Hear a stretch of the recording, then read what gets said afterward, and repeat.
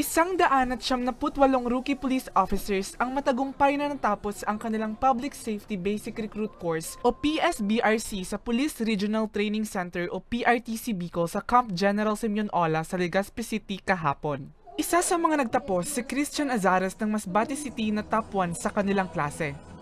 Yung learning ko dito sa RTC 5 is yung discipline po. Talagang ini-inculcate sa amin palagi yung discipline at yung integrity bilang isang pulis. Dito po sir sa RTC 5 at sa Pro 5 po ay talagang binibigyan pansin na ang isang trainee ay gumawa ng isang bagay na naayon sa batas at tama. Pinangunahan ng graduation ceremony ng Batch 2024-01 Siklahib o Serbisyo Integridad Katapatan sa Lipunan Aktibong Huwaran, instrumento ng bayan ni Police Brigadier General Andre Dizon, ang Regional Director ng Police Regional Office Bicol. Ito po ay simbolo na na-meet nila yung training requirement ng isang kurso.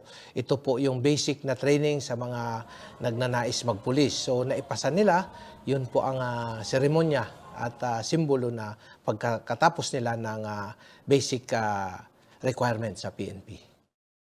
Ayon kay Police Executive Master Sergeant Ryan Linaresas, tagapagsalita ng PRTC Bicol, ikakalat sa iba't ibang himpilan ng pulisya sa rehiyon ang mga nagsipagtapos na kapulisan. Inaasahan nilang maglilingkod ang mga ito ng may tapang, integridad at malasakit para sa kapayapaan at kaayusan ng komunidad.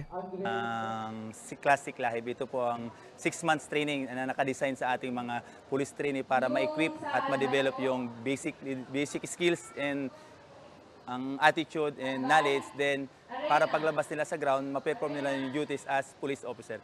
Pinayuhan din ni Police Colonel Richard Aquitania, Chief ng PRTC Bicol, ang mga rookie police officers na maging mabuting tagapaglingkod sa komunidad, sumunod sa batas at etika, maging matatag at magtiwala sa sarili para maging epektibo sa tungkulin at makapagbigay ng mas mahusay na serbisyo sa bayan.